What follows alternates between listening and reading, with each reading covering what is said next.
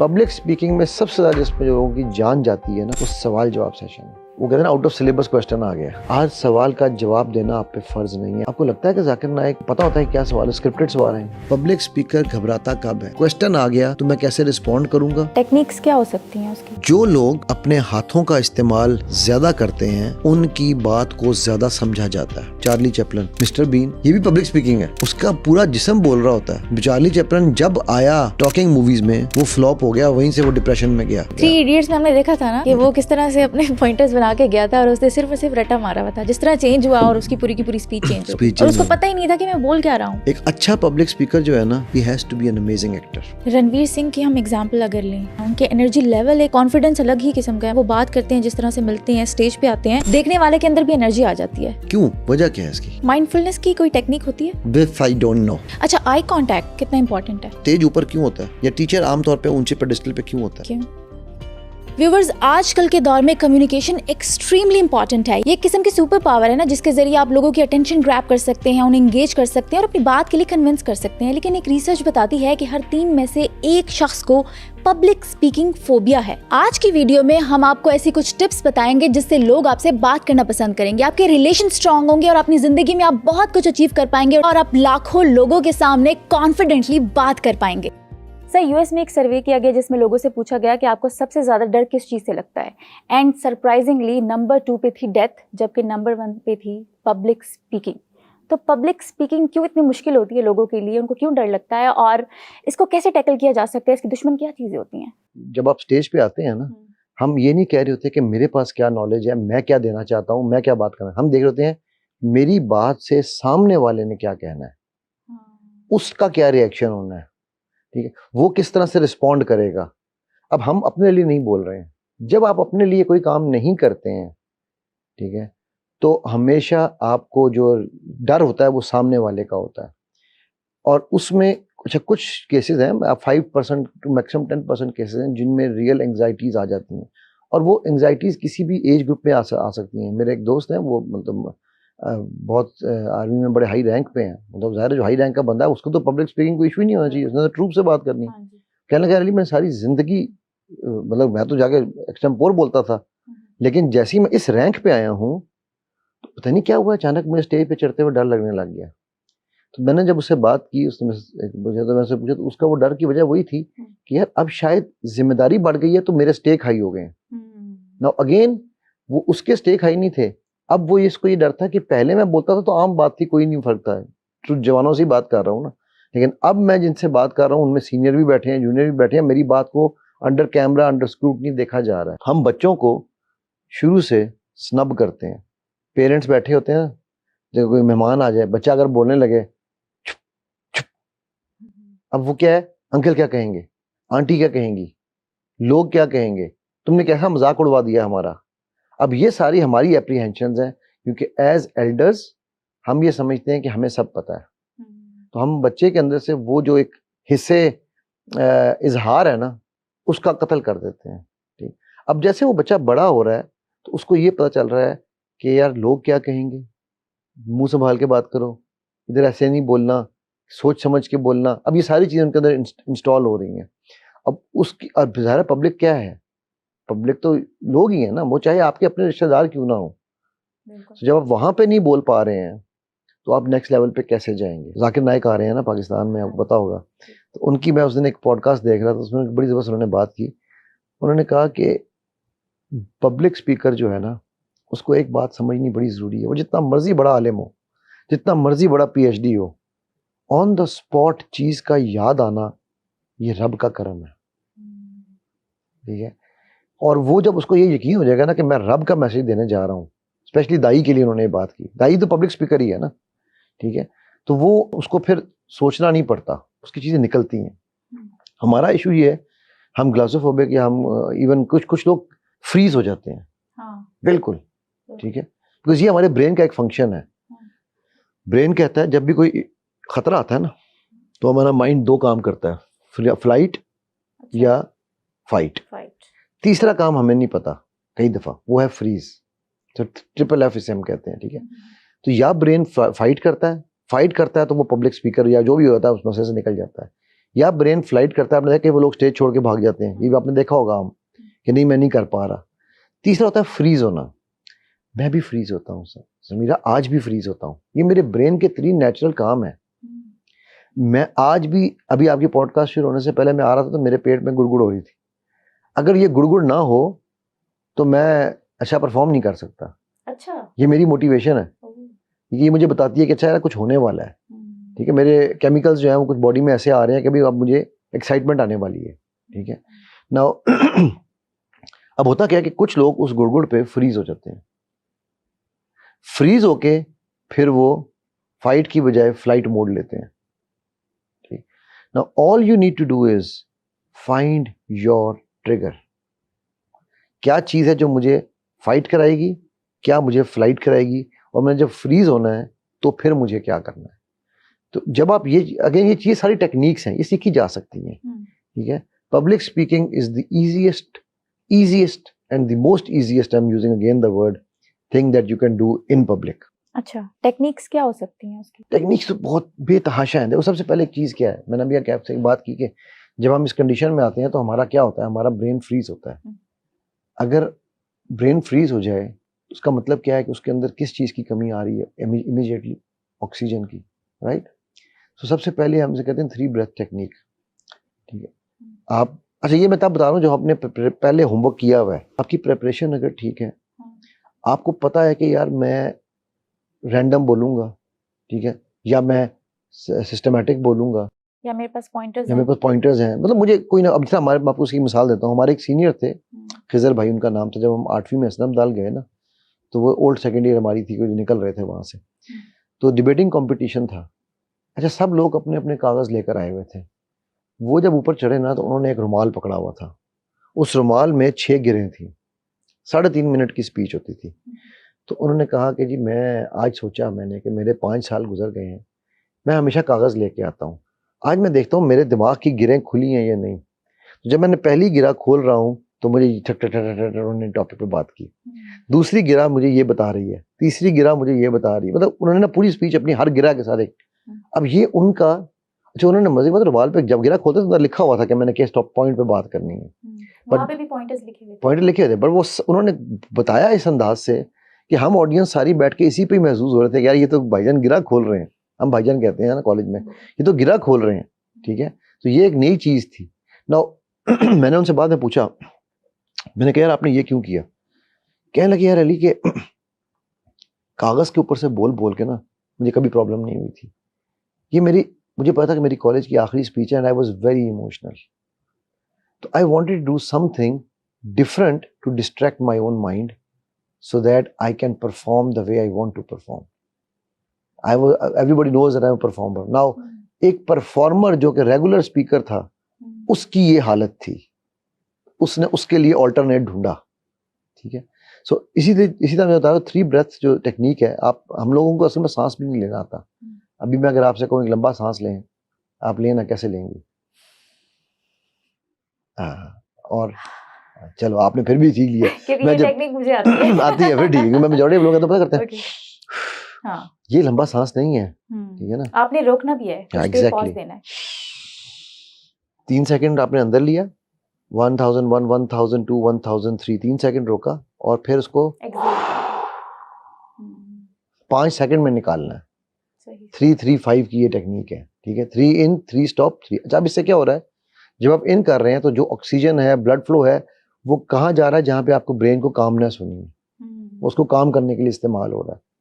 ये मैं क्रिकेटर्स के साथ जब काम करता हूँ, मैं इंटरनेशनली, आपको पता है मैं अभी वर्ल्ड कप में भी करके आया हूँ काम, तो मैं जब क्रिकेटर्स का काम कर रहा होता हूँ तो मैं उनको भी ये सिखाता हूँ, जब वो नर्वस हो रहे होते हैं ना ग्राउंड पे, तो मैं कहता है 3 सांस लो।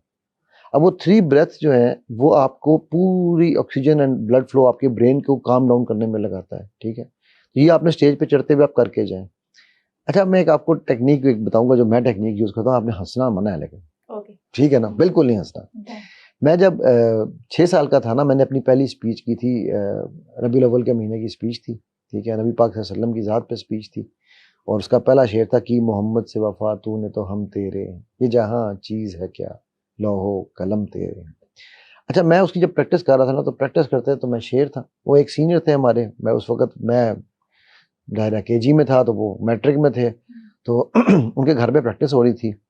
अब वो वहाँ पर मैं प्रैक्टिस कर रहा हूँ तो जनाब वो 6-7 साल का बच्चा कितना वो कर लेगा, 1 मिनट की स्पीच थी, तो वो उनके सामने मैं धड़ाधड़ बोल रहा हूँ और मैं था भी बड़ा मुंह फट किस्म का। अच्छा अचानक ना एक दिन जब आखिरी 2 दिन 1 दिन रह गया ना, तो उन्होंने सारे जो थे ना लड़के इकट्ठे किए, कहा चलो जब सारे एक दूसरे को स्पीचेस सुनाओ। वो जब मेरी बारी आई मैं रोना शुरू हो गया। तो अली क्या हुआ, तुम तो इतना अच्छा बोल रहे थे। मैंने कहा भाईजान, इमरान नाम था, इमरान भाई आपके सामने तो मुझे नहीं प्रॉब्लम, लेकिन ये लोग तो मुझे देख रहे हैं, अब मैं इनके सामने कैसे बोलूँ। इमरान ने कहा अच्छा कौन लोग देख रहे हैं, कहाँ हैं लोग। मैंने कहा ये सामने बैठे हैं, मुझे नहीं बोला जाएगा। मैं शर्मा के पीछे हो गया। तो यार इधर इधर वापस, ये कौन है। मैंने कहा ये लोग हैं। कहते नहीं तुम्हें फ्रूट अच्छा लगता है। मैंने कहा हाँ कौन सा। मैंने कहा तरबूज।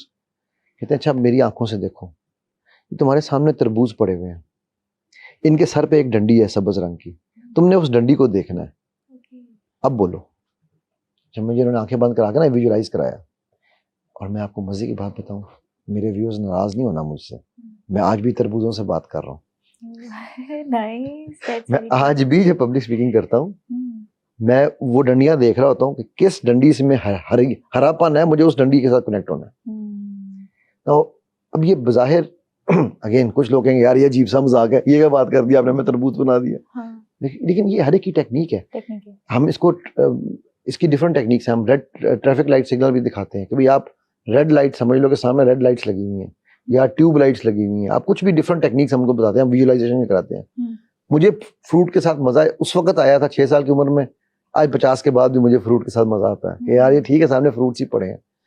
तीसरी चीज हम लोगों का रिएक्शन। अच्छा देखो मैं आपको ये चीजें सिखा रहा हूँ। जब मैंने पहली दफा अपनी ट्रेनिंग कराई ना, पहला सेशन मैंने कराया, तो पहले सेशन के बाद मैं पहले एक के पास गया, यार कैसा था, दूसरे के पास गया कैसा था, दोनों ने कहा जबरदस्त जबरदस्त, इसमें ये भी कमी थी, ये भी कमी थी, ये भी कमी थी। मैंने कहा अच्छा हमें तो बहुत अच्छा लगा। मैंने अपने उस्ताद को फ़ोन किया, रिकॉर्डिंग भेजी उन्हें, मैंने कहा उस्ताद जी ये बताएं। कहा यार अली तो छा गया है। मैं कहा नहीं उस्ताद जी आप मजाक कर रहे हैं, मेरा दिल रख रहे हैं। ना I was not sure inside me. तो उस दिन मेरे उस्ताद ने मुझे एक बात की, उन्होंने कहा early the day you are sure what you are delivering is the best, people will know that you deliver the best. ठीक है। नाउ मुझे स्टेज पे हम एक टेक्निक यूज करते हैं जिसे कहा जाता है यूटिलाइजेशन। अब यूटिलाइजेशन क्या है, आमतौर पे अगर लेट्स से आप स्टेज पे खड़ी हो, आपके हाथ से पेन गिर गया है या डस्टर गिर गया है, मार्कर गिर गया है, आप आमतौर पे क्या करोगी? नीचे झुक के उठा लोगी। आप सॉरी बोलोगी पब्लिक को? ओ सॉरी क्यों करके उठाओगे? कर्टेसी वर्ड में सॉरी बोल के और नीचे से उठा लूंगी। ओके। पब्लिक को कैसे पता है कि वो गलती से गिरा या आपने खुद गिराया है? पब्लिक को पता चल गया कैसे? आई डोंट थिंक सो कि उनको पता होता है। हाँ उनको पता नहीं था। अब जब आपने सॉरी बोला तो उनको पता चल गया ना कि आपसे गलती हुई है। करेक्ट। मैं यूटिलाइज करता हूँ इसको। मैं बात कर रहा हूँ ना अभी आपसे इस तरह, लेट्स से भी बात करते करते ये ग्लास नीचे गिर गया, मैं कहूँगा ओ यू नो व्हाट, आपसे मैं बात कर रहा था, अल्लाह ने मुझे आइडिया दिया और मैंने नीचे से यूं उठा के अपने हाथ में पकड़ लिया। अब इस आइडिया पे मैं आपसे बात करने जा रहा हूँ। Now public does not know, और मैं जानबूझ के अपनी सेशंस में मिस्टेक्स करता हूँ टू सी कि मेरी पब्लिक हो रही है, जाग रही है। ओके ओके ओके ओके, ठीक है। मैं ये डिस्क्लेमर देता हूँ पहले, उनको एक्टिव करने के लिए, उनको एक्टिव करने के लिए, उनको एक्टिवेट करने के लिए। ठीक है ना। अब ये लोग इस चीज को लोग अपनी कमजोरी समझ रहे होते हैं यार, नो हम कहीं क्योंकि परफेक्शन ढूंढ रहे हैं। पब्लिक स्पीकिंग में मेरे नबी सल्लल्लाहु अलैहि वसल्लम से ज्यादा परफेक्ट दुनिया में कोई नहीं आया। राइट। आप सल्लल्लाहु अलैहि वसल्लम की बात इतनी जामे थी कि आप उनके खुतबे उठा के देख लो, 3 मिनट से बड़ा कोई खुतबा नहीं है, सिवाय हज्जतुल विदा शायद 5 मिनट में खत्म हो जाता है। हम 5 मिनट में तमहीद नहीं बांध सकते। करेक्ट। सो इसका मतलब यह है कि पब्लिक स्पीकिंग में अल्फाज को ज्यादा करना is not important. What is important is your message concisely delivered. ठीक है। फिर आपने अगेन टेक्निक्स तो इसकी बेतहाशा, जैसा मैंने कहा ना। ठीक है। मिरर टेक्निक एक होती है कि आप शीशे के सामने खड़े होके आप अपनी आप प्रैक्टिस करते हैं। ठीक है। फिर आप शीशे में साथ, मैं कहता हूँ कि फिर उसके बाद 2 बंदे और बिठा लें पीछे, फिर दोस्तों के सर्कल से शुरू करें, फिर आप सर्कल के थोड़ा सा बड़ा सर्कल करें। जो आपके सर्कल में लोग हैं उनमें से शुरू वालों को, जो पहले 2-3 सर्कल्स है ना, उनको तो ये कहा जाए कि जी आपको उन्होंने सिर्फ सुनना है। ठीक है। ओके। फिर उसके बाद आप उनको चैलेंजेस करवाना शुरू करें, फिर आप अपना मजाक उड़वाना शुरू करें। अच्छा, मजाक उड़वाना, वो क्यों? क्यों? क्योंकि जब पब्लिक में आपका मजाक उड़ेगा तो आप घबरा जाएंगे, लेकिन जब आपने देखो हर चीज इज प्रैक्टिस ना, ठीक है। अगर आपने अच्छी क्रिकेटर बनना है तो आप एक शॉट को कम से कम 10,000 दफा मारोगी तो आप अच्छी शॉट खेल सकती हो ना। बिल्कुल। मोहम्मद अली बॉक्सर है ना, जो उसने ये कहा था, कहता है कि मुझे उससे डर नहीं लगता जो मुक्का अच्छा मारता है, मुझे उससे डर लगता है जिसने एक मुक्के की 1000 दफा प्रैक्टिस की हुई है कि ये मुझे ना कहीं पड़ जाए, ठीक है। तो बात ये है कि आपने प्रैक्टिस जब आप करते जाओगे तो आपका माइंड हैंडल करने के लिए तैयार है। हम जब अपनी स्पीचेस की इन चीज़ों की प्रैक्टिस कर रहे होते हैं, या तो हम बच्चे को इतना क्रिटिसाइज कर देते हैं, या पब्लिक जो हमारे सामने प्रैक्टिस कर रहा होता है इतना रिच कर देते हैं कि उसको अपनी ग्रोथ का मौका ही नहीं मिलता, ठीक है। या हम बिल्कुल ही, हाँ सर क्या बात, आप तो छा गए, अब ये भी फेक है, झूठी तारीफ है, झूठी तारीफ है, ठीक है। खुशामद, बचपन से सुनते हैं ना, खुशामद बुरी बला है, ठीक है। सो आपको प्रैक्टिस करनी है हर तरह के सवाल को टैकल करने की। पब्लिक स्पीकिंग में सबसे ज्यादा जिसमें लोगों की जान जाती है ना, वो सवाल जवाब सेशन है। वो कहते हैं ना, आउट ऑफ सिलेबस क्वेश्चन आ गया, मतलब आपको पता ही नहीं है कि ऑडियंस में से क्या चीज, क्या सवाल कोई भी पूछ सकता है। अगेन फिर मैं जाकिर नाइक को कोट करूंगा कि उनसे जो लोग सवाल कर रहे होते हैं, आपको लगता है कि जाकिर नाइक को पता होता है क्या सवाल है, स्क्रिप्टेड सवाल है? No, I don't think so. तो सोचो क्या उस बंदे को हर चीज का जवाब आता है? कभी कभी उसको भी नहीं आता, और ये खुद वो एडमिट करता है।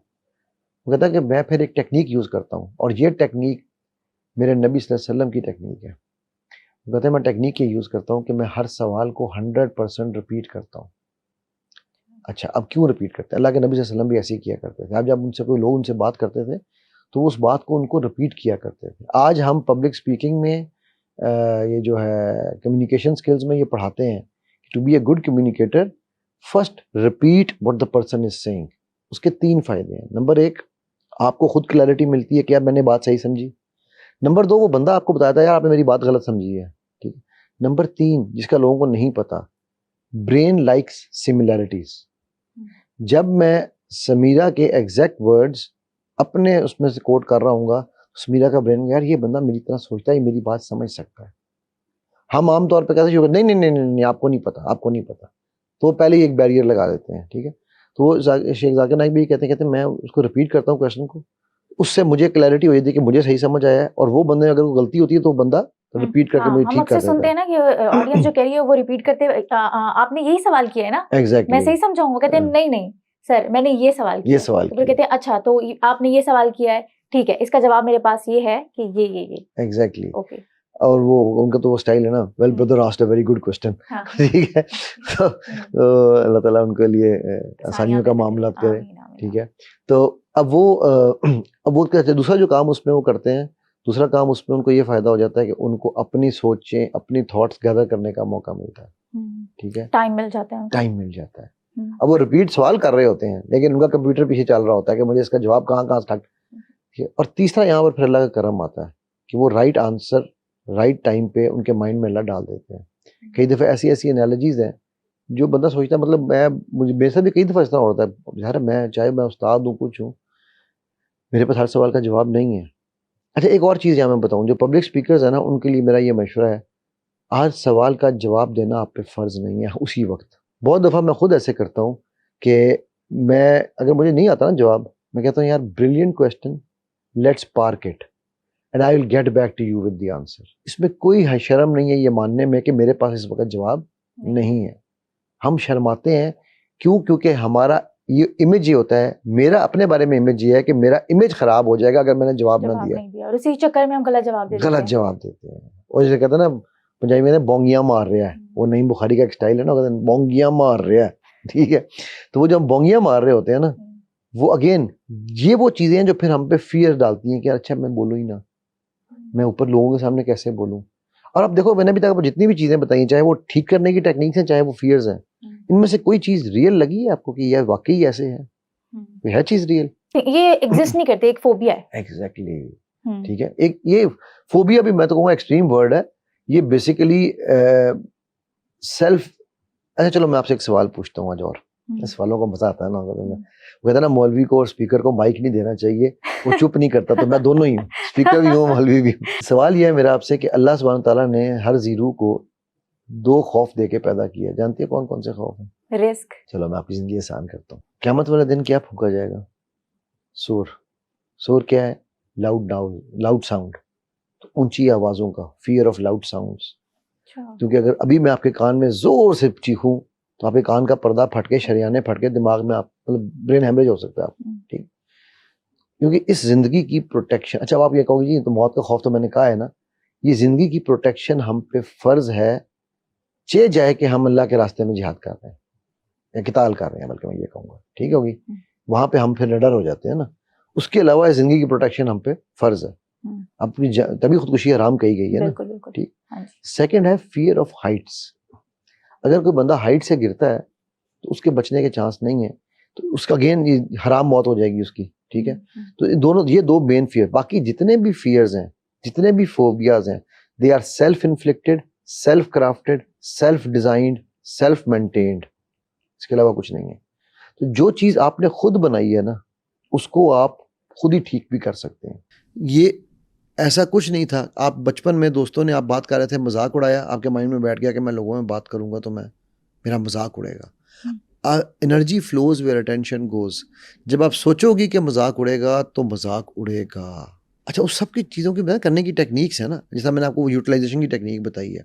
मैं एक दफ़ा एक ट्रेनिंग करा रहा था, तो हिप्नोसिस की ट्रेनिंग थी। अब मैंने सबको हिप्नोटाइज किया हुआ था, सब अपने ना डीप स्लीप में है, और बाहर वो जहाँ पे हम थे तो वहाँ पर ना साथ में बाज़ार था, ये इसका सब्ज़ी मंडी के करीब था, किसी के घर पे हो रही थी ये सेशन एक। तो एकदम ना बाहर से ढींचू ढींचू की आवाज़ें आने लगी, गधा गुजरा। अब मैं उनको कह रहा हूँ, and the deeper you go the easier you feel, the more you relaxed, ठीक है। तो बाहर से ढींचू, तो मैंने अब आम बंदा जो है एकदम शायद उसके हाथ पाँव फूल जाएंगे। अब मैं क्या करूँ कि यार मैं तो इतनी सीरियस, इतना म्यूज़िक वो क्या अपना माहौल बनाया हुआ है, मैंने इतना उनको लाइट टोन में रखा हुआ है और उनको हिप्नोटाइज। मैंने फ़ौरन कहा, अब मुझे समझ आ गई थी कि यार इसको मुझे यूटिलाइज़ करना है, ठीक है। मैंने फ़ौरन कहा, and only donkey's will not relax, everybody else will, because the noises outside and inside are only to make you feel more relaxed. अब वो जब सेशन मेरा ख़त्म हुआ ना, तो जो बच्चे ने मुझे, जो लोग बैठे हुए थे, उन्होंने कहा सर क्या सर आपने तो कमाल किया वाकई। हमने जैसी वो की आवाज़ आई ना, एक बार कहता है कि मुझे आवाज़ आई तो मैंने मुझे एकदम मैं हिला, लेकिन आपने जैसे ही साथ ही कहा ना डोंकीज विल नॉट रिलैक्स, मैं कहा ओके आई एम रिलैक्सिंग। अब ये है यूटिलाइजेशन। यही यूटिलाइजेशन आप स्टेज पे करते हैं। Everything and anything that is happening on the stage, if you can use it to your strength, and I'm repeating it again and again, it is a technique that you can learn, ठीक है। हर चीज सीखी जा सकती है। Public का खौफ सिर्फ आपको स्टेज पे नहीं है, आप बाजार में खड़े होकर भी पब्लिक में बात नहीं कर सकते, आप शादी में भी पब्लिक में बात नहीं कर सकते। क्या पब्लिक है ना, हर जगह पब्लिक है। तो जो लोग मुझे कहते हैं ना कि हमसे स्टेज पे नहीं बात की जाती, मैं उनसे पूछता हूँ क्या आप शादी के फंक्शन में नहीं कर रहे होते बातचीत हारों के सामने? क्या आप जो है स्कूलों, कॉलेजों, यूनिवर्सिटियों में दोस्तों के अंदर बैठ के गपशप नहीं मार रहे होते? What stops you from thinking मेरे दोस्त बैठे? अगर मैंने कुछ गलत बोल दिया तो जज करेगा। वो तो हम ही आगे सोचते हैं जज करेगा। मैं कहता होता हूँ वो ना, एक हम अक्सर, मेरा शोगल, मेरे बच्चे भी मैं कहते थे, मैं तो बेटा नाराज़ हो गया नहीं, मैं हो लो नाराज़, जज करेगा तो करने दो ना। ये उसकी प्रॉब्लम है कि वो आप, हाँ मतलब आपने कोई ऐसी चीज़ नहीं की हुई है कि जो इखलाकियात से गिर के है, उसके ऊपर तो मैं कहता हूँ जज होना चाहिए। बिल्कुल ऐसे ही है, सही कह रहे हैं, ठीक है ना। लेकिन अगर आपने वो नहीं किया हुआ काम, तो रहा डर ना बैठे को मौजे बला का, इधर से उधर फिरा दिया फिर गया रुख हवा का, ठीक है। तो बात यह है ना कि आपने जब आपने कोई बात सही की हुई है, ठीक है, तो फिर आपको जज होने से कोई घबराना नहीं चाहिए। आपको अपने पैरों पे खड़े होना ज़रूरी है। एक चीज़ और याद रखो, पब्लिक स्पीकर घबराता कब है? पब्लिक स्पीकर घबराता जब है जब उसके पास शैलो नॉलेज होता है, उसकी बात ठीक नहीं हो रही होती, और फिर उसके बाद जब उसको पता होता है कि मेरे पास शैलो नॉलेज है, मुझे क्वेश्चन आ गया तो मैं कैसे रिस्पॉन्ड करूँगा, फिर वो इतराना चाहता है कि यार जो मैंने कहा है वो सही है। मैं पब्लिकली ये बात बहुत दफ़ा कर चुका हुआ हूँ, अगर मैं गलत हूँ, I discuss and then I admit, thank you for correcting me, I was wrong, and I tell you Samira, when I do that, people respect me more. बिल्कुल ऐसा ही है। हम ट्रेनिंग्स में देखते हैं ना, फेलोशिप में हम अक्सर जाते हैं, वहाँ ट्रेनर्स होते हैं, हम उनको कोई बात अगर फॉलोअप में कह दें कि सर आपने पहले तो ये बात की थी, आपकी इस बात में तजाद है, तो वो कहते हैं नहीं नहीं उसका मतलब ये था और इसका मतलब ये है। तो हम लाइक हो जाते हैं कि इनको जब खुद ही ये चीज़ का पता नहीं है तो हम क्या ही इनसे सीखेंगे। क्योंकि वो जस्टिफिकेशन देनी है ना, मैंने ये साबित करना है कि मैं उस्ताद हूँ तो मुझे सब पता है। ठीक है, मैं अभी ना एक स्कूल में गया हुआ था, वहाँ मेरा सेशन था स्कूल में, तो मैंने वैसे वहाँ पर बच्चों से, और बच्चे क्या हैं केजी से लेके ग्रेड 7 तक के बच्चे थे। ठीक है, तो उधर हमने एक सवाल पूछा, अच्छा ये था भी अंडर प्रिविलेज बच्चों का स्कूल। अच्छा। ठीक है, जिनको हम समझते हैं कि यार ये तो बेचारे मजदूरों के बच्चे हैं, और वो आप you could not have told the difference if I had not told you कि ये कौन से बच्चे हैं। ठीक है, माशाल्लाह ऐसा वो स्कूल है इस्लामाबाद में। तो मैंने बच्चों से एक सवाल पूछा, तो उसमें से ये 12 रबीउल अव्वल के ऊपर उन्होंने मुझे बुलाया हुआ था वहाँ, तो उसके ऊपर उस बच्चे ने एक ऐसा मुझे जवाब दिया, और उसने मुझे कहा कि सर जो आपने ये भी बात की, और वो बच्चा था ही वॉज इन ग्रेड 4, मैं ग्रेड 4 के बच्चे की बात बता, ये जो आपने बात की है ये मेरे नॉलेज के मुताबिक ऐसे नहीं ऐसे है ना। मुझे पता था कि वो बच्चा थोड़ा सा जो है ना वो मिसगाइडेड है। अच्छा। इन सेंस कि वो बच्चा है ना, तो बचपन ने वीडियोस देखी होंगी कुछ, या घरों में सुनी होंगी बातें। मैंने कहा बेटा आपने बिल्कुल ठीक कहा, एंड आई एम सॉरी कि मेरी बात मुझे शायद पता नहीं थी, बट आई थिंक क्या ख्याल है आपका। अच्छा, उस जब मैंने ये कहा ना, बच्चा बड़ा खुश हुआ। क्या ख्याल है आपका बेटा, हम मिलके इस बात पे रिसर्च ना करें, चलो अभी अब स्पीच बंद, सारे मिलके इस पे रिसर्च करते हैं, सारे अपने अपने, जिनका मोबाइल नहीं है टीचरों के पास जाओ, जाके मोबाइल खोलो या कंप्यूटर पे बैठो, देखते हैं असल बात क्या है। वो असल बात निकल के आई तो एक्चुअली बच्चे की बात ठीक थी, मेरी बात गलत थी। ठीक है, मैं कहा यार बेटा थैंक यू वेरी मच, मैं यूँ क्या, मैं कहा बेटा आई सल्यूट यू। ठीक है, कि आपने मुझे करेक्ट किया।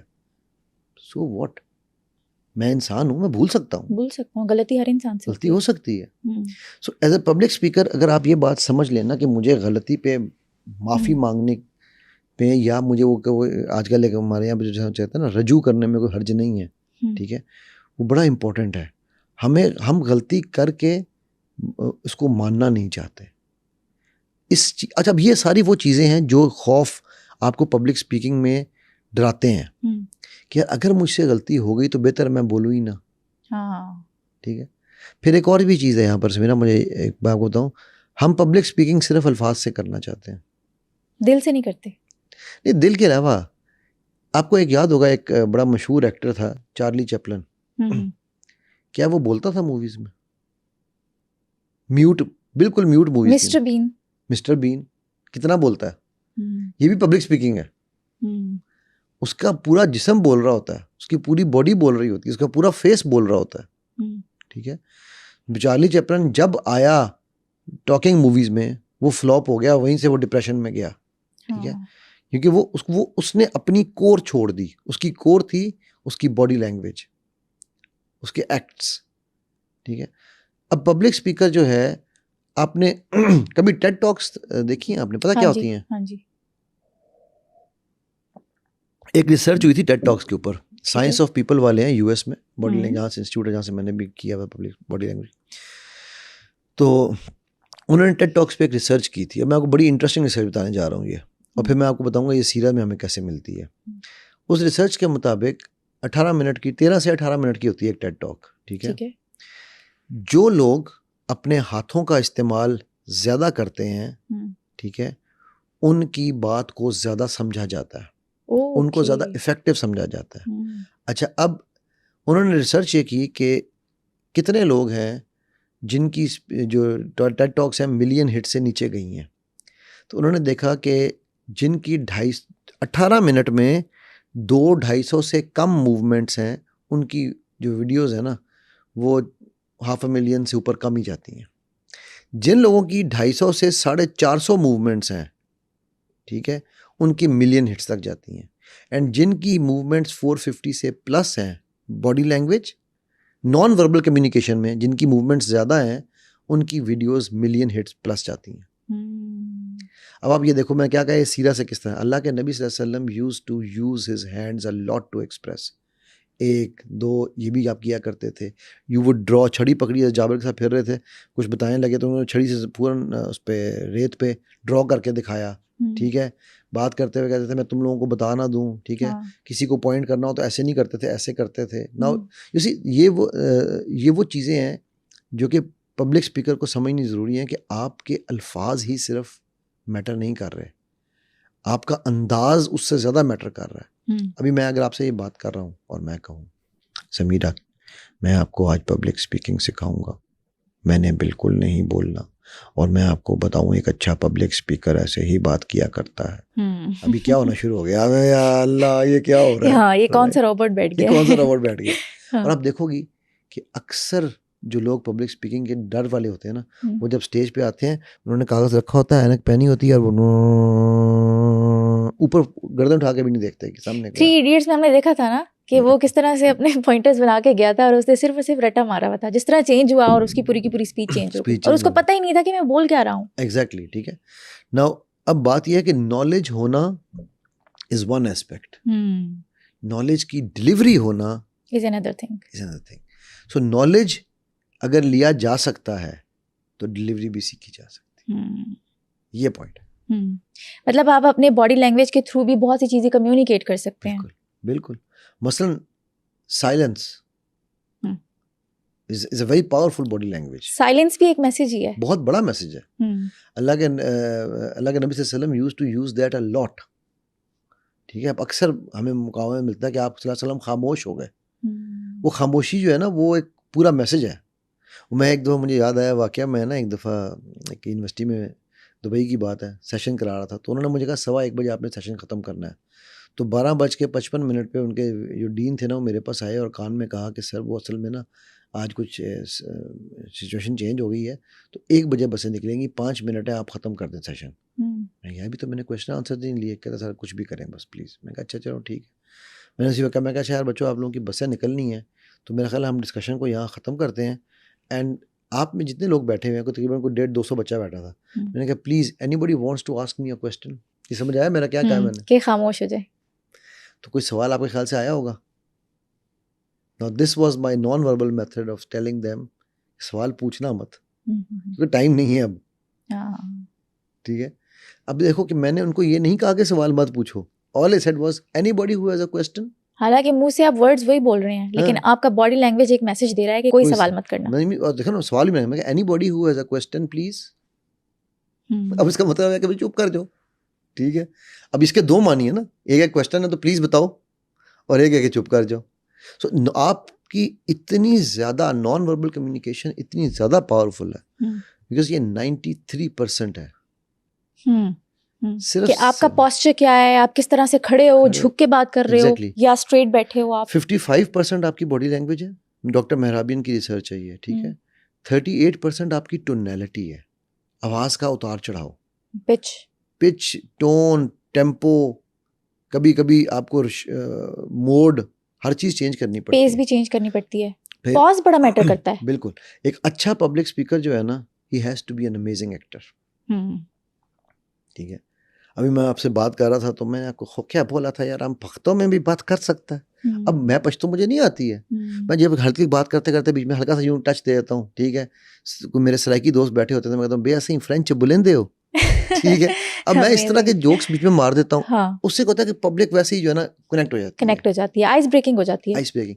और नहीं भी हो अच्छा, मैं वो इकबाल का एक यूनिवर्सिटी ने मुझे बुलाया था इकबाल चेयर के तौर पर ना, तो जब मैंने, मेरे से पहले को 5-6 स्पीकर्स थे, और वो सारे बहुत ही सीरियस इकबाल के ऊपर मुकाला लिखा, बड़े इल्मी लोग थे, मैं इनको इल्म से नहीं डिनाई कर रहा हूँ, कि मैंने देखा कि बच्चों की ना पीछे से एक लेन उठी, बाहर चली गई, फिर एक करके ना बच्चे उठ रहे हैं, बाहर जा रहे हैं, यार बच्चे बोर हो रहे थे यार, वो बच्चों को इतना, इकबाल को आज इतना शकील करके आप पढ़ा रहे हैं, बच्चों को कहाँ समझेंगे।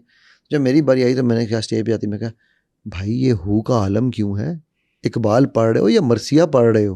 वो प्रिंसिपल साहब उठ के मेरे पास, सर क्या हो गया आपको, और मैं कहा सर जी ठहर जाए, वो पीछे से बच्चे सारे उठ के जा रहे हैं, यार बच्चों एंजॉय करते हैं, आओ देखते हैं हम इकबाल को एंजॉय कैसे कर सकते हैं। अच्छा वो उतनी देर में जो बच्चे जो बाहर जा रहे थे ना, वो जब मेरी आवाज़ बाहर स्पीकर से गई माइक से, तो वो भी वापस आए, and we had amazing session. Now इसको कहते हैं रेपो बिल्डिंग। पब्लिक स्पीकर की अपनी ऑडियंस के साथ रेपो बननी बड़ी ज़रूरी है। हम रेपो बनाए बगैर ऊपर आते हैं। मैं आपको एक छोटी सी एक स्टोरी सुनाता हूँ। जब मैं स्पेन में अपना बॉडी लैंग्वेज मास्टर ट्रेनर का कोर्स कर रहा था, तो जो मेरे ट्रेनर्स हैं उसके सेंटर बड़े, उन्होंने एक उस ज़माने में स्पेन में एक हो रहा था कंपटीशन, इसका ये कहते हैं ना कि जो जिस तरह आप समझ लो शार्क टैंक तो खैर चलो और चीज़ है, ये जिस तरह आप ये होता है कि जो लोग बिजनेस कंपटीशन होता है ना, विन करने के लिए जाते हैं, तो वो यूरोप का सबसे बड़ा बिजनेस कंपटीशन हो रहा था। तो उसमें एक टीम हम लोग मेंटर कर रहे थे। सही ठीक है। अच्छा, वो लड़का जब स्टेज पे आया है ना, अब अगर ये लेट से हम ये खड़े हैं, मुझे नहीं पता आप कैमरा मेरे इस कोने से दिखा सकता है या नहीं, लेकिन मैं जस्ट एक एग्जांपल देता हूँ कि अगर वो ये कोना है, यहाँ पीछे छुपा हुआ है बंदा, जब वो यूँ स्टेज पे आता है, वो बंदा आता है स्टेज पे, आके यहाँ खड़ा होता है अपनी पिवट जगह पे और कहता है हाय एवरीबॉडी।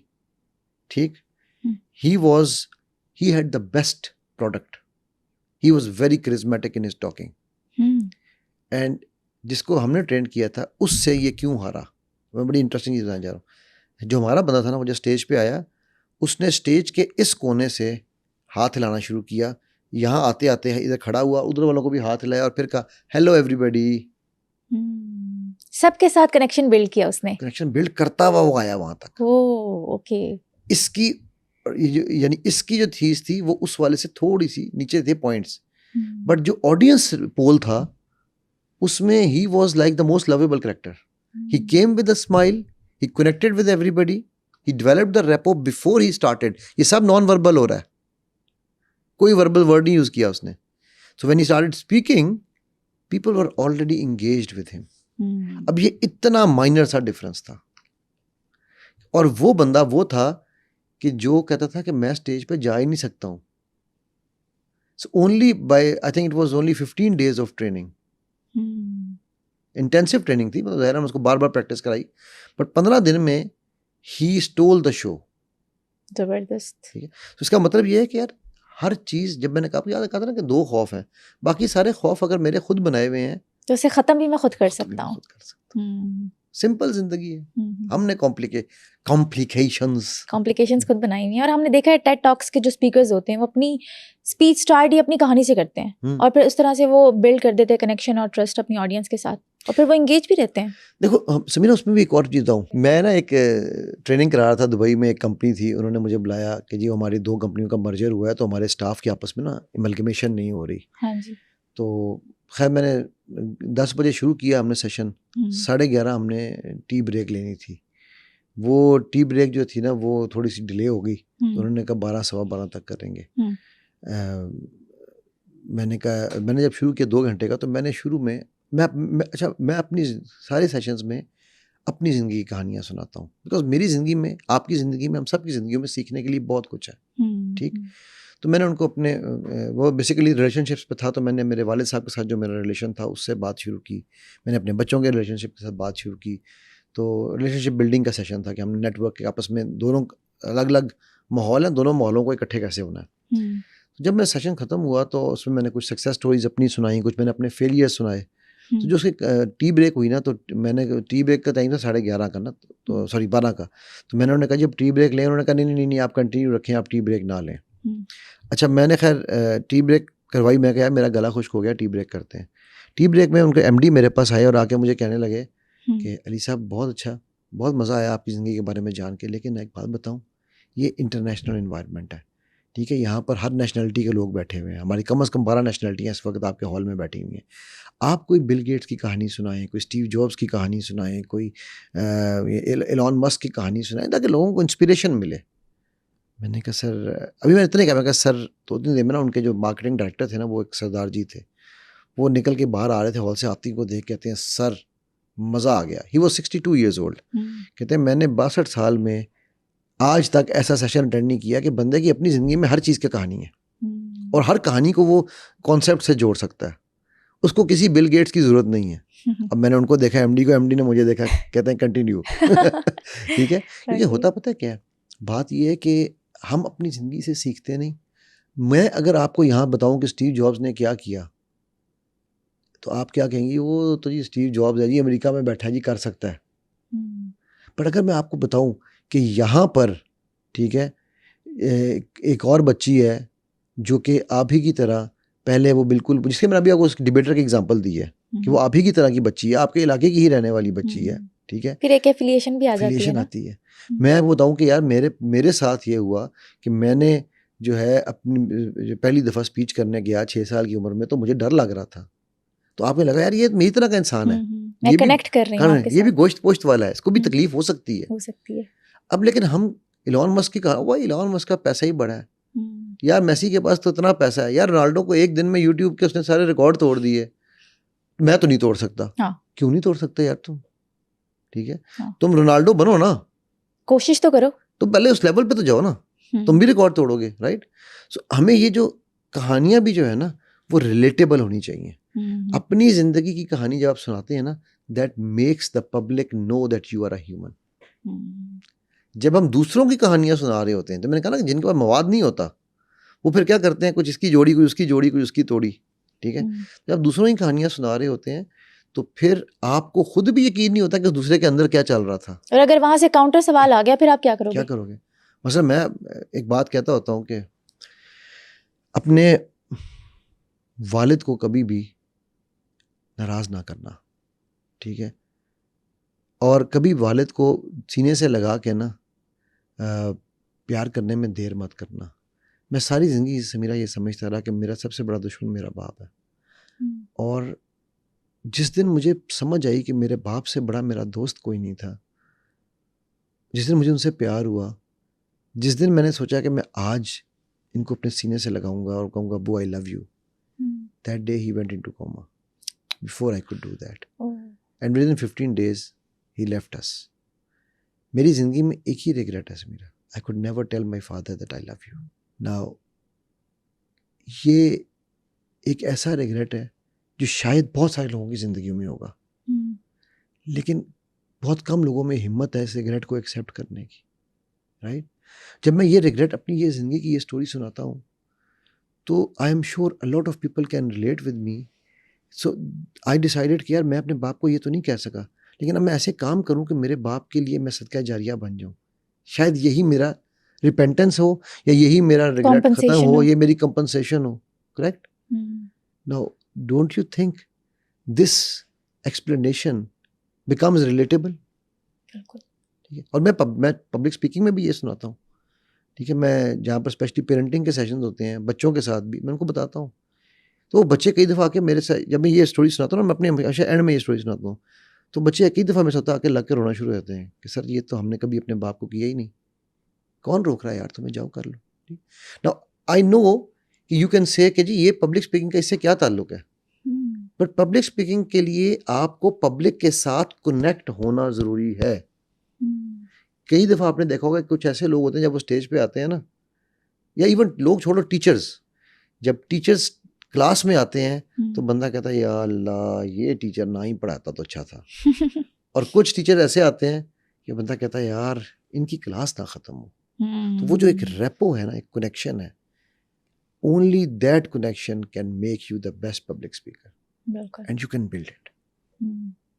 रणवीर सिंह की हम एग्जाम्पल अगर लें, हमारे सामने ही है, हम सब उनको देखते हैं, ऑब्जर्व करते हैं, पसंद करते हैं, उनके एनर्जी लेवल एक अलग ही किस्म का है, कॉन्फिडेंस अलग ही किस्म का है, मतलब वो बात करते हैं जिस तरह से, मिलते हैं, स्टेज पे आते हैं, देखने वाले के अंदर भी एनर्जी आ जाती है। आप वही बात है जो मैंने अभी बताई आपको कि स्टेज पे आके वो जोश हाथ हिला रहा है, ठीक है।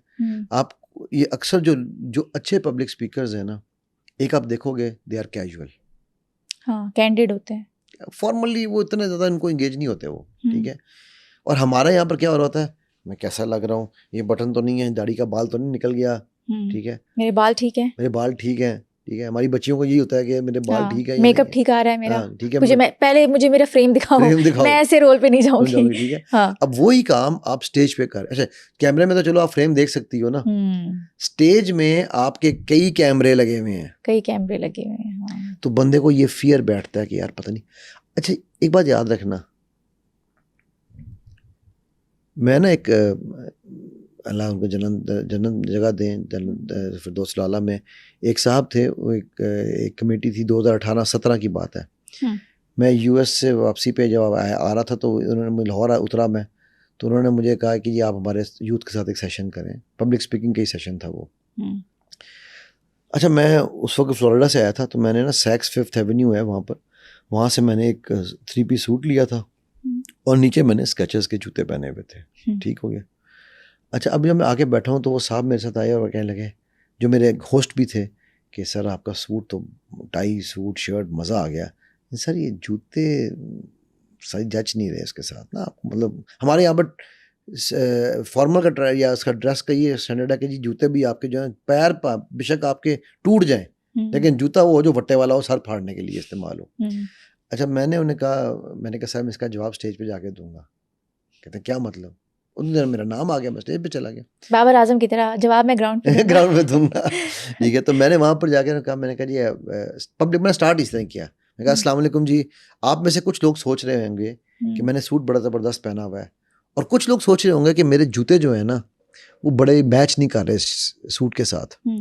तो ये सूट मैंने सैक्स 5th एवेन्यू फ्लोरिडा से लिया है। ठीक है, मैं इसकी वहाँ पर सेल लगी हुई थी, $5,000 का सूट है, सेल पे 90% ऑफ था। ठीक है, जिसमें $500 बनती है इसकी कीमत, और उस $500 के ऊपर उस दिन उनका वो गुड फ्राइडे चल रहा था, तो उसके ऊपर मजीद 50% ऑफ था, तो $250 बना। फिर मेरे जो कार्ड पे जिस पे मैंने लिया, उस कार्ड पे मुझे 15% ऑफ था, तो तकरीबन $200 के आसपास मुझे ये सूट मिला। तो लेकिन अब मैं आपको ना बताता तो ये आपके लिए $5,000 का ही सूट है, मैं टैग लेके फिर सकता था साथ। ठीक है, टैग, अच्छा मैं इत्तेफाक की बात, टैग जेब में ही पड़ा हुआ था, मैं कहा ये मैं टैग जो निकाल के दिखा सकता था आपको। मैं कहा जो जूते मैंने पहने हुए, उस ज़माने में पाकिस्तान में स्केचेस अभी सच नहीं इंट्रोड्यूस नहीं हुआ था, तो मैं कहा जो मैंने जूते पहने हुए हैं, मैं अगर दिरहमों में इनको कन्वर्ट करूँ, दिरहम से रुपयों में, तो ये तकरीबन कोई 15,000 रुपये का जूता है। ठीक है, और ये मैं सिर्फ इसलिए बता रहा हूँ कि जूते की वैल्यू से जूते की कंफर्ट का नहीं पता चलता। मैंने कहा मैं क्लार्क्स का जूता छोड़कर ये पहन कर आया हूँ, वो इससे डबल कीमत का जूता है। ठीक है, लेकिन मैंने यहाँ पर 4 घंटे खड़े होकर बोलना है, अगर मेरे पैर में कील चुभ रहा होगा तो मैं खाक आपको इल्म दूंगा। मैं पहनता हूँ कपड़े अपनी कंफर्ट के लिए, आपको दिखाने के लिए नहीं। ठीक है, so, अगर आपको मेरे कपड़ों से सीखना है तो मैं इनको हैंगर पे टांगता हूँ। मैंने कोट उतारा, लिटरली मैंने कोट उतारा, ये सारी मेरी पड़ी हुई है यूट्यूब पे, पुरानी वीडियोस में कहीं होंगी मेरे।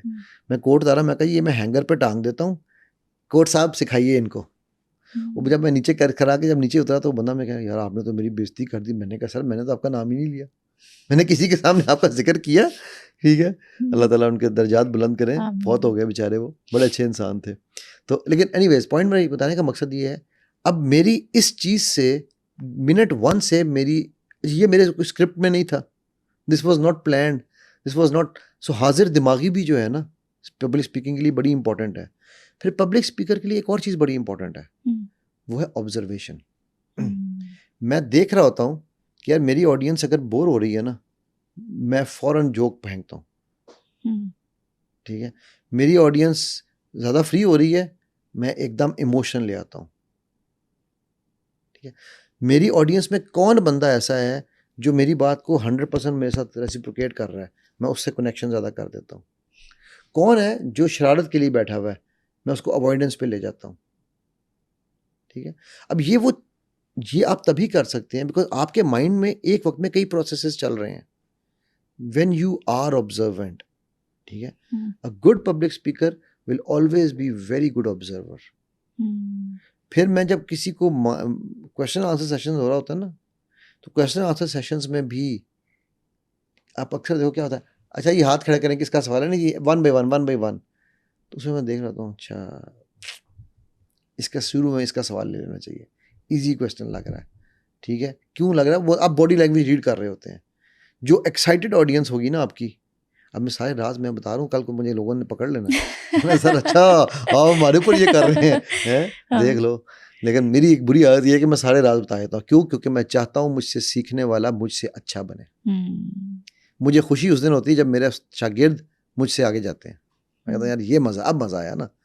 और ये मैंने अपने नबी सल्लल्लाहु अलैहि वसल्लम से सीखा। आप सल्लल्लाहु अलैहि वसल्लम ने, मतलब मैं ये नहीं कह रहा कि सहाबा उनसे आगे निकल गए, लेकिन सहाबा कभी निकल नहीं सकते थे नाउज़ुबिल्ला, लेकिन सहाबा जिस पीक पे पहुँचे उस पीक पे आम इंसान नहीं पहुँच सकता। बिल्कुल ऐसे ही है ना। तो वो मेरे नबी सल्लल्लाहु अलैहि वसल्लम का कमाल था कि उन्होंने उनको ऐसा तैयार किया। तो मेरी ख्वाहिश होती है कि मुझसे सीखने वाला मुझसे अच्छा बने, या कम अज़ कम मेरे लेवल पर तो आए। ठीक है, हाँ, मेरी खामियों को ना सीखे, मेरी गलतियों को माफ कर दे, उनको इग्नोर कर दे, डिलीट होता है ना कंप्यूटर में, डिलीट का बटन दबा दे। डिलीट का बटन दबा दे उनका, हाँ। ठीक है, ट्रैश कैन में डाल दे, ठीक है, और फिर वो एम्प्टी ट्रैश कैन भी करे। हाँ। ठीक। अच्छा, आप ये देखो, ये मैंने आपके सामने ये जान के ये थोड़ी सी बनाई है, क्यों मैंने एक ही लफ्ज बोला है, उनको ना सीखे कि एक ही मतलब है, डिलीट कर दे एक ही मतलब है, ट्रैश में डाल दे एक ही मतलब है, ट्रैश एम्प्टी कर दे एक ही मतलब है ना। एक चीज को मैंने 4 तरह से आपके अंदर फिट इन कर दी है बात, ठीक है, उसको प्रेशराइज कर दिया, आपको उसके अंदर से सिखा दिया, समझा दिया, लाइटर नोट भी हो गया, पॉइंट भी क्रॉस हो गया। अच्छा, अगर यही बात मैं कहूँ, समीरा कैसी हो कैसी हो कैसी हो कैसी हो, बात ये भी मैंने 4 दफा ही की है, लेकिन इस बार आप सोइए पागल हो गया, क्या हो गया इसको, कैसी हो कैसी हो कैसी हो, इको ही आई जा रही है इसकी, राइट। बट वही बात मैंने डिफरेंट तरीके से की तो वो उसका इम्पैक्ट डिफरेंट आया ना। पब्लिक स्पीकिंग में आप जब लोगों के साथ बात कर रहे होते हैं तो आपने ये देखना है कि यार मेरी अपने आप को उनकी जगह रखना है, क्या मैं इस बात से बोर हो जाऊंगा, क्या मुझे एक ही टोन, मोनोटोन जिसे कहते हैं ना, आप जैसा मोनोलॉग होता है ना, उसका मोनोटोन होती है, तो अगर आप मोनोटोन में ही बात करते जाएंगे तो फिर थोड़ी देर के बाद क्या होगा, चलो यहाँ से निकलें, ठीक है। तो आप लेकिन तो इसलिए यू नीड टू नो कि आपने अपनी आवाज को कहाँ ऊंचा करना है, कहाँ धीमा करना है, कहाँ खामोश हो जाना है। फिर एक और चीज मैं कहा, पब्लिक स्पीकर एक एक्टर है। आप कहोगे सर आपने तो पूरी पब्लिक स्पीकिंग तरीके सिखा देनी है, मुझे सिखानी पड़नी है, अब हमने सीखनी है ना आपसे, ऐसे थोड़ी बुलाया आपको। मैं अगर आपसे कहूँ समीरा कि मैं यहाँ से एक भारी सा पत्थर उठा के यहाँ रख रहा हूँ, कोई इम्पैक्ट आया आपको? अच्छा, अब दोबारा मैं कहूँगा, यहाँ से मेरा ये एक भारी पत्थर को मैंने उठाया और मैंने इधर रख दिया, अब क्या हुआ? वजन आया है, मुझे फील हुई है वो बात, फील हुई ना बात कि वाकयातन आपने कोई पत्थर उठाया है। जब तक आप बात को खुद फील नहीं करेंगे ना, आप पब्लिक को फील नहीं करा सकते। मैंने आपको अपने वालिद साहब का किस्सा सुनाया, आपकी आंखों में आंसू आ रहे थे क्योंकि मेरी आंखों में आंसू आ रहे थे, राइट। अगर मेरे अंदर वो फीलिंग नहीं थी तो वो तो एक किस्सा ही था ना। अब आप इसको रिलेट करो कुरान से। हमें कुरान के किस्सों से क्यों रिलेटेबिलिटी नहीं मिलती? क्योंकि हम उनको फील नहीं कर पा रहे, हम नहीं फील कर पा रहे कि यार अबू लहब जैसे बदबख्त ने मेरे नबी सल्लल्लाहु अलैहि वसल्लम के साथ क्या किया।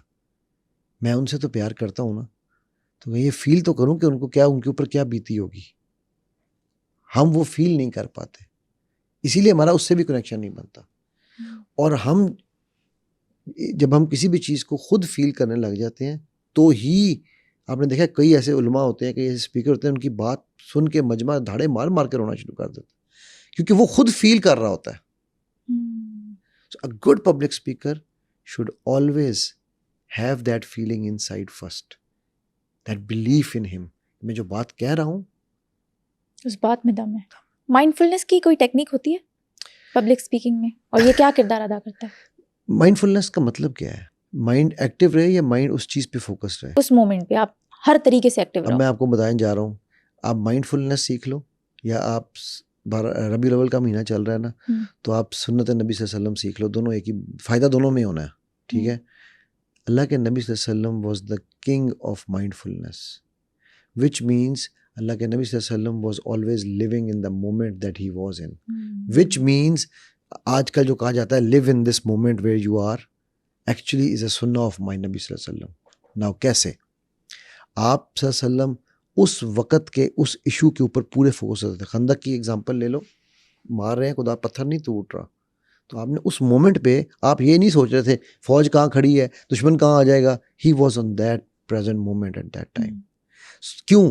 क्योंकि अगर आप सल्लल्लाहु अलैहि वसल्लम प्रेजेंट ना होते तो सहाबा डिमोरलाइज हो रहे थे कि ये पत्थर नहीं टूट रहा, राइट। हमारे यहाँ ओ यार जा किसी को मशीन ले आओ, जाओ फलाने को बुला लाओ, आप समझ ना, lead from the front, I will go and do it, ठीक है। सो माइंडफुलनेस इज अ सुन्ना ऑफ नबी सल्लल्लाहु अलैहि वसल्लम, which means live in that moment. अच्छा, वो आप चाहे पब्लिक स्पीकिंग कर रहे हो, वो आप चाहे मैं आपसे बात कर रहा हूँ, चाहे अगर आप, मैं आपको एक छोटी सी आपको एग्जांपल देता हूँ। हमारे यहाँ पर एक चीज़ कहा जाता है जिसे आप मुझे अपनी कोई छोटी सी कोई कहानी सुनाओ, हम आपके ऑडियंस को थोड़ा सा एक गेम खेल के दिखाते हैं। कैसी कहानी? कोई अपनी ज़िंदगी का कोई वाकया सुनाओ मुझे जो आपको दिल करेगा, अच्छा एक्साइटिंग वाकया, कोई छोटा सा 5-2 मिनट का। अच्छा, मैं जब बोर्ड के एग्ज़ाम्स में जाती थी अटेंड करने, तो सबसे पहले मैं बहुत अच्छी तैयारी करके जाती थी, लेकिन अटेम्प्ट करने से पहले मैं दुरूद शरीफ पढ़ती थी और पूरे अपने पेपर पे फूंकती रहती थी ताकि वो मेरा पेपर और भी ज़्यादा अच्छा हो जाए। तो ये मेरी एक टेक्निक थी, मैं कहती थी कि शायद इस चीज़ से मेरा कॉन्फिडेंस और ज़्यादा बूस्ट हो जाएगा और मेरा पेपर और अच्छा हो जाएगा। क्या हुआ है? तो कोई डिफरेंस नजर आया मेरे अंदर? पहले आप स्माइल कर रहे थे, नोट कर रहा था, और जब आपने ऐसे देखा मुझे लगा आप इंटरेस्टेड नहीं हैं, आपको गुस्सा आ रहा है। एंड यू आर, देखो मैंने ये मेरे एक्सप्रेशंस भी चेंज हो गए। बिल्कुल, ठीक है? डेफिनेटली मैंने ये सब नॉन वर्बली किया है, मैंने कुछ नहीं बोला, ठीक है? इसे हम कहते हैं यूनिवर्सल नॉडिंग। ये है यूनिवर्सल एक्सेप्टर के कंटिन्यू। पर जब आप सीरियस हो गया ना, तो ये इस चीज़ का एग्जांपल है कि भाई बस कर दो, थक गया हूँ, बोर हो रहा हूँ।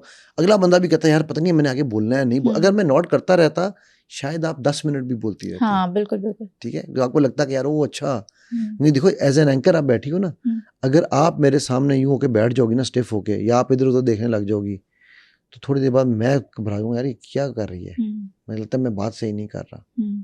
ठीक है, लेकिन जिस तरह से माशाल्लाह आप रिस्पॉन्स देती हो, बंदे का दिल करता है और बोलने को, बल्कि कई बार मुझे ये मुश्किल होती है कि मैं चुप कब करूं या ना करूं। ये सब नॉन पब्लिक, ये माइंडफुलनेस है ना।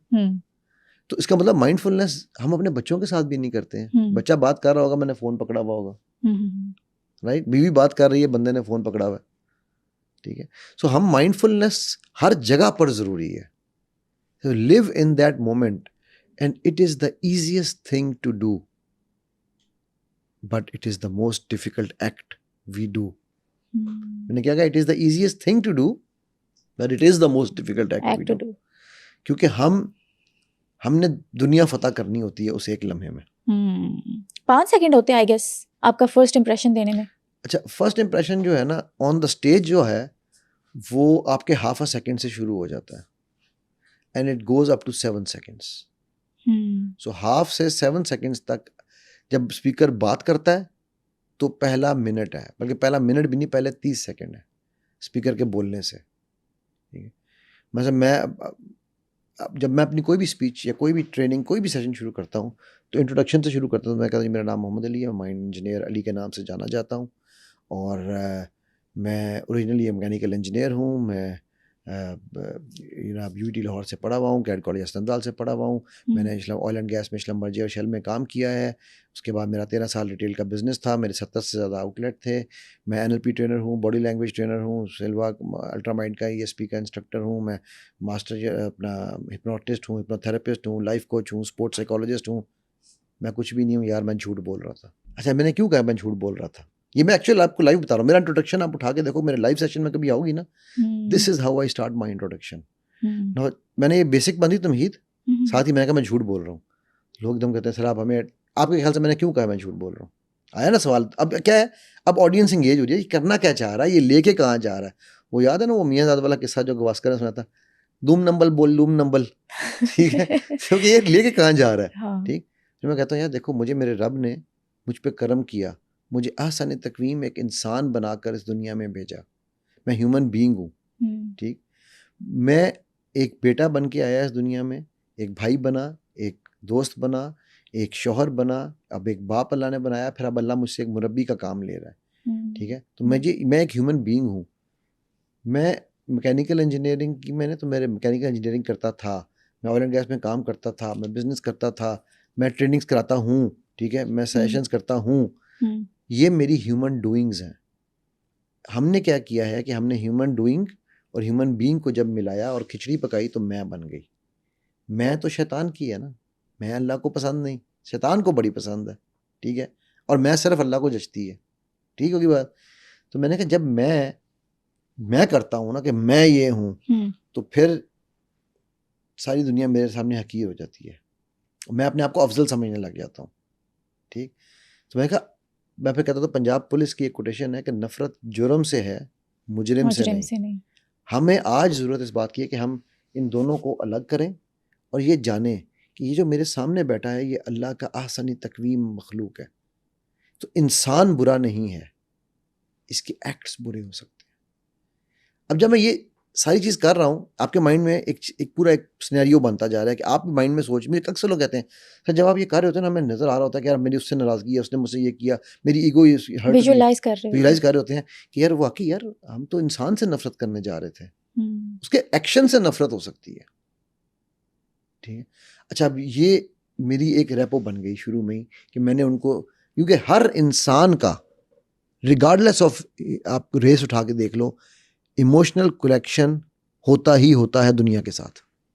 कोई ना कोई हस्ती, कोल्ड ब्लडेड एनिमल जिसे हम कहते हैं ना, यार बिल्कुल ही कोल्ड ब्लडेड एनिमल बंदा है, वो भी किसी ना किसी से कनेक्टेड है, माँ से, बाप से, भाई से, बहन से, बीवी से, बच्चों से, किसी ना किसी से वो कनेक्टेड है। मैं गर्लफ्रेंड बॉयफ्रेंड की यहाँ बात नहीं कर रहा हूँ, ठीक है।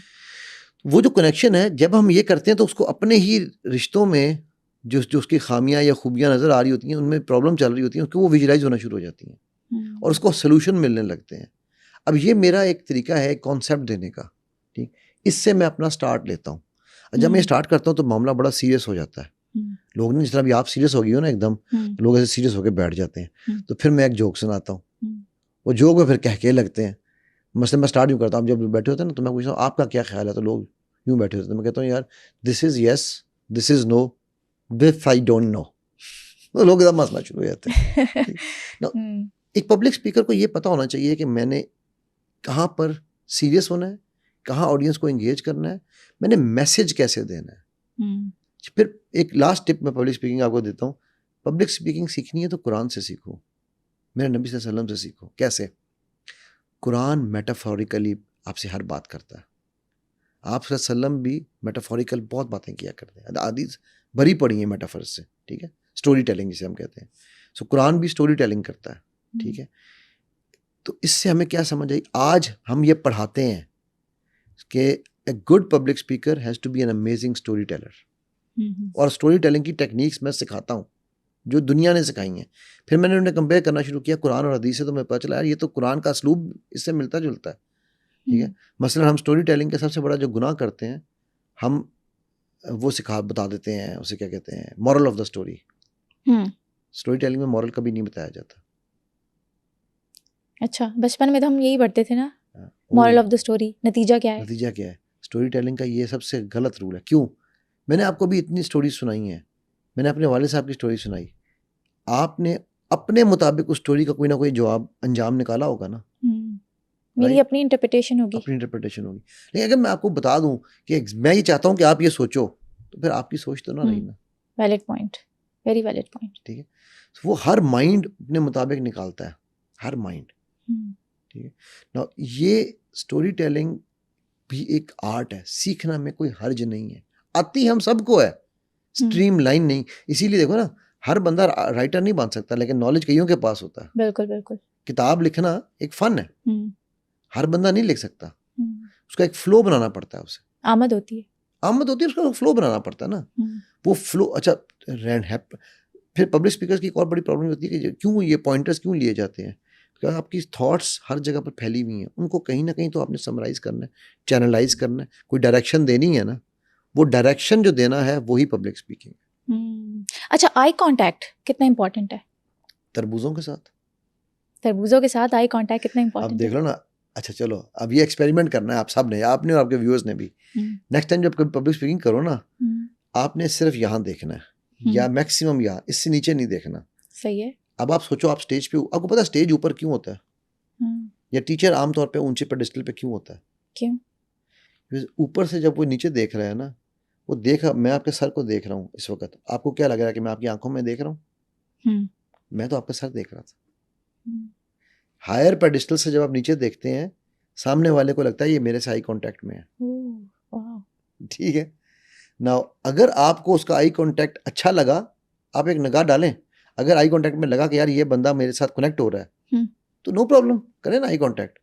Otherwise let them live in the illusion कि आपका आई कांटेक्ट है। अच्छा, कहते हैं 30-70 रूल आई कांटेक्ट होता है पब्लिक स्पीकर्स के लिए। मैं बता रहा हूँ, ये सारे रूल्स एक साइड पे रख दो ना, मैंने तो सिंपल रूल दे दिया। आप 100% आई कांटेक्ट में, हर बंदा समझेगा 100%। अच्छा, आपको पता स्टेज पे खड़े होने की भी टेक्निक है, आपके पैर कहाँ होने चाहिए। अगर आपकी ऑडियंस सीधी बैठी है बिल्कुल सामने 90 डिग्रीज पे आप लोग खड़े हैं, ठीक है, सॉरी 90 कह रहा हूँ, 180 डिग्रीज पे खड़े हैं सामने, जी। तो आपके दोनों पैर यूं पॉइंटेड होने चाहिए टूवर्ड्स द पब्लिक। अच्छा। अगर आपकी ऑडियंस 270 पे बैठी है, ये है सेमी सर्कल है, तो हम्म। आपके पैर यूं होने चाहिए, ओह। ठीक है। अगर आपकी ऑडियंस यूं बैठी है तो आपके पैर यूं होने चाहिए, एक इधर बैठे एक इधर बैठा तो यूं होने चाहिए एल पे। ना ये सारी टेक्निक, ये पूरी की पूरी stage movements is again a technique. आप जब ये टेक्निक सीखते हैं ना, आप में ऑटोमेटिकली कॉन्फिडेंस आ जाता है, आपका पब्लिक स्पीकिंग का फियर ख़त्म हो जाता है। हमारे यहाँ पर लोग अपने पर इन्वेस्ट नहीं करना चाहते, वो कहते हैं जी अच्छा हम यूट्यूब से सीख लेंगे, तो फिर सीख लो भाई। कुछ चीज़ें आप यूट्यूब से सीख सकते हैं, हर चीज़ यूट्यूब नहीं सिखा सकता। इमोशन यूट्यूब आपको नहीं सिखा सकता, ठीक है। पेरेंटिंग यूट्यूब नहीं सिखा सकता, बच्चा पैदा करना यूट्यूब नहीं सिखा सकता, राइट। तो आपको बच्चे को पालना यूट्यूब नहीं सिखा सकता। बिल्कुल। So you need to invest. हमें मुफ्ते की ऐसी आदत पड़ गई है कि हम कहते हैं कि जी मुझे बस मैं लंगर ही खिलाई जाओ, मुझे और कुछ नहीं करना। मैं एक बच्ची को जानता हूँ, मेरी स्टूडेंट है और गालिबन आपके ही इलाके से है, अच्छा। ठीक है। डिबेटिंग की चैंपियन है, डिबेटिंग डिक्लेमेशन, इंजीनियरिंग यूनिवर्सिटी में पढ़ती थी, उसकी चैंपियन है। अच्छा आप उससे वैसे बात करो ना तो आपको भी शायद ये बोलती ही नहीं है, इसके मुंह में जुबान ही नहीं है, लेकिन जब वो स्टेज पे चढ़ती थी शी यूज्ड टू फ्लाई, उसको कोई रोक नहीं सकता था, ठीक है। Now she had also had the same apprehension कि यार मैं पब्लिक में जब बोलूंगी तो मुझे लोग क्या कहेंगे, but when she overcome that कि लोग क्या कहेंगे, शी वाज फ्लाइंग। ये जो आपने रिसर्च की बात की है, मैं उसके थोड़ा सा आता हूँ कि उसमें देखो लोगों को ये लगता है कि जब हम स्टेज पर आते हैं, why they have a fear of more than death, तो हमें लगता है, उनको लगता है कि हमारी रूह निकल जाएगी, हमारा सांस रुक जाता है, ये एंग्जाइटी के सिम्टम्स हैं, ठीक है। ये वो सिम्टम्स डेवलप होते हैं। अगेन ये सिम्टम्स भी लोगों ने सुन सुन के डेवलप किए हैं। आज से 20 साल पहले अगर मैं आपसे कहता कि यार आपका हमने ड्रामे में लेना है, आप यहाँ पे एक पॉडकास्ट करनी है, 20 साल पहले, तो क्या आप या आम बच्चे जो सड़कों में फिर रहे हैं, क्या वो आगे कैमरे के सामने बैठ सकते थे इस तरह? बिल्कुल भी नहीं। अच्छा मेरा एक मसला था, मैं बचपन में बहुत शाय थी, बात तक नहीं कर सकती थी लोगों से, और अब देखिए मैं आम लोगों से किस तरह से जनरल पब्लिक से बात कर रही हूँ। ये चीज़ पता नहीं कैसे मेरे अंदर चेंज आई, क्या हुआ मुझे खुद समझ नहीं आई। जब आपको अपनी समझ आई होगी ना तो ये ऑटोमेटिकली चेंज आ जाती है, ठीक है। दूसरी चीज़ जो मैं बात करूँ, अभी आप देखो कि अब मोबाइल के कैमरे ने इस वक्त पब्लिक स्पीकिंग के फियर को तकरीबन खत्म कर दिया। ख़त्म कर दिया। ओह ज़बरदस्त। मेजॉरिटी लोग, मुझे याद है 2001 की बात है, एक चैनल था बड़ा, मैं उस वक्त दुबई में था, तो उन्होंने प्रॉपर्टी पे एक ना कोई शो करना था, तो उसके लिए ना उन्होंने मुझे बुलाया, उन्होंने कहा यार आपसे हमने बातचीत करनी है। तो मैंने कहा यार कोई इशू ही नहीं है। तो कहने लगा, प्रोड्यूसर मुझे कहने लगा कि नहीं हम ना पहले चाहते हैं, क्योंकि कैमरे के सामने आके बड़े बड़े जो है ना वो घबरा जाते हैं, फन्ने खान ख़त्म हो जाते हैं, ठीक है। तो आप ना हमें एक पहले 15 मिनट का शॉट दें ताकि हमें पता चले आप बात कर सकते हैं। है यार, अच्छा मैंने कभी ज़िंदगी में कैमरा उससे पहले फेस नहीं किया हुआ था उस तरह से। ये मैंने कहा कोई इशू ही नहीं है।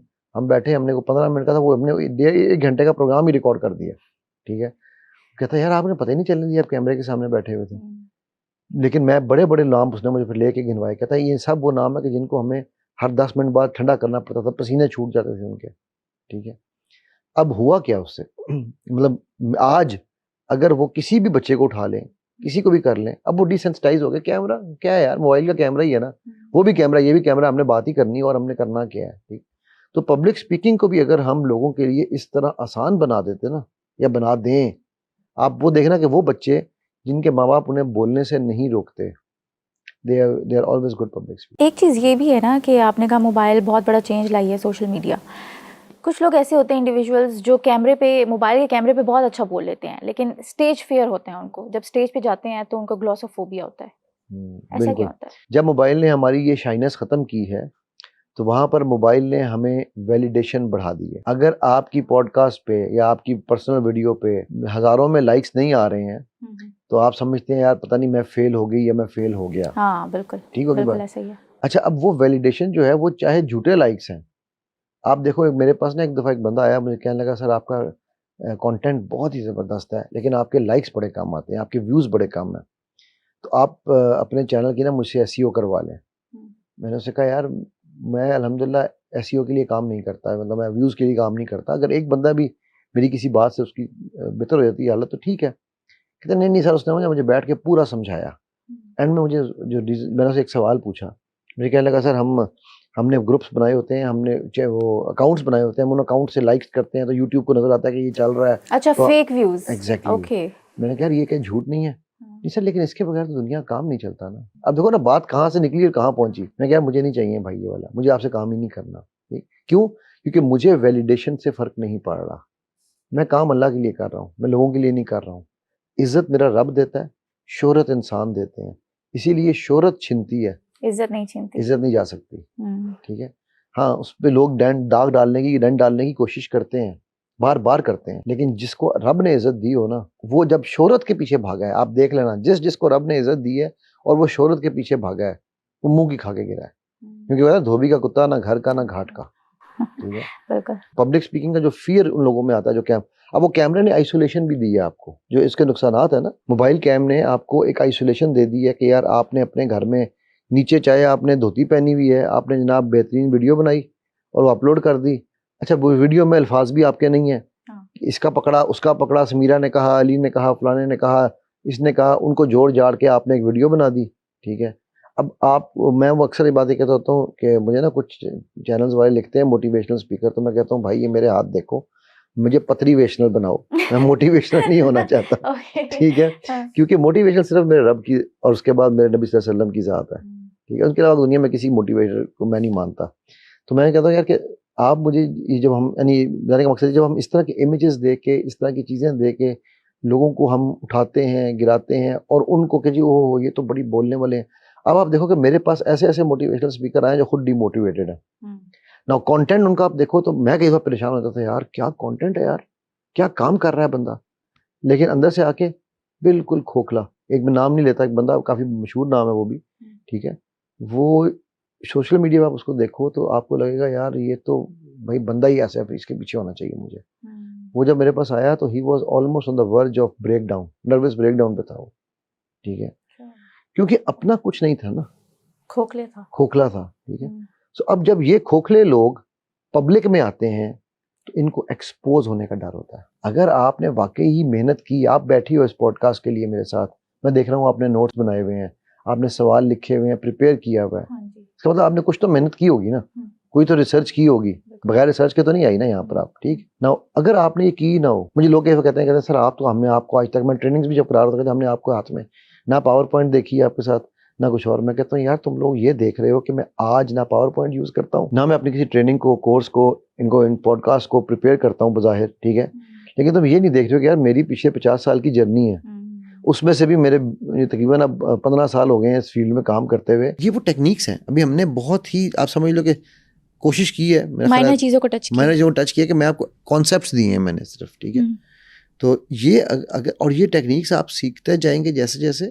Automatically you will become a good public speaker. सबसे बड़ी चीज़ है, मैं सबसे एंड में ये कहूँगा कि आप इसको ये समझें कि मैं इसलिए पब्लिक स्पीकिंग कर रहा हूँ कि ये मेरे नबी सल्लल्लाहु अलैहि वसल्लम का तरीक़ाकार था, उनकी सुन्नत थी यार, वैसे ही आपकी सारी टेंशनें मुक जाएंगी। Thank you so much. Most welcome. सुनो पॉडकास्ट के बहुत से ऐसे व्यूवर्स हैं जिन्होंने अभी सुनो डिजिटल चैनल को सब्सक्राइब भी नहीं किया, और अगर आप समझते हैं कि मेरे इस पॉडकास्ट से आपने कुछ सीखा या फिर समझा, तो अभी सुनो डिजिटल चैनल को सब्सक्राइब करें ताकि मैं इसी तरह का वैल्यूएबल कंटेंट आप सब लोगों के लिए लाती रहूं।